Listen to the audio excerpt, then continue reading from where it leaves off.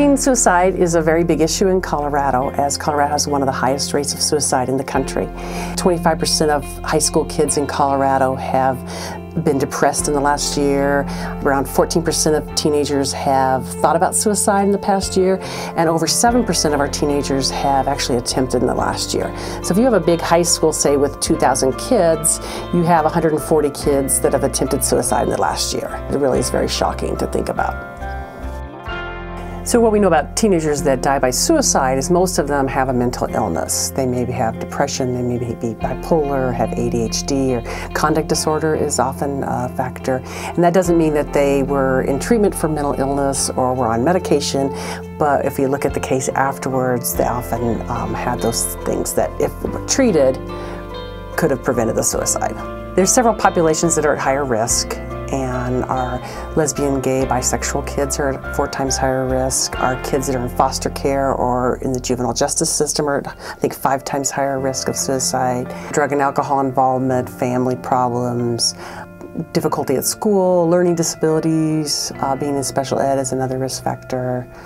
And then we really look at warning signs, which are really urgent signs, such as leaving notes that they might be suicidal, giving away their belongings, often practicing suicide attempt, maybe posting on Facebook that they're suicidal, starting to drink more, loss of interest in what they normally do, maybe not wanting to be with their friends. With teenage boys, often we see boys that are angry and irritable, so not the classic depressed and sad.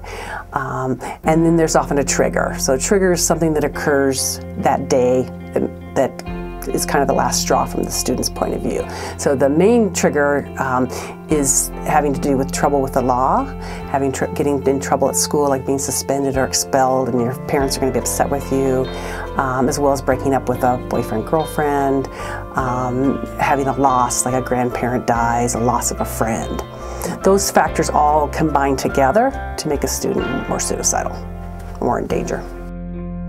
Oftentimes kids that are suicidal do not have either insurance or Medicaid that they can utilize to get mental health treatment immediately. You know, sometimes you call a mental health center and it's a 6-week waiting list. Well, that can't be with suicidal kids. That doesn't make sense. So Second Wind provides a really important rescue net for those kids in providing very quick services with somebody that is specifically trained in the area of suicide prevention.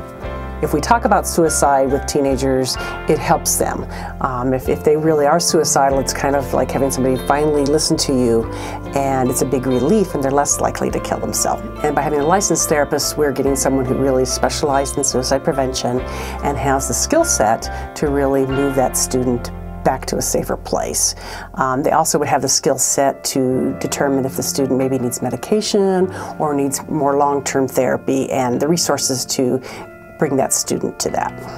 Second Wind Fund is valuable because it provides a resource that nobody else really does, and that is the free counseling for students that are underinsured or don't have Medicaid.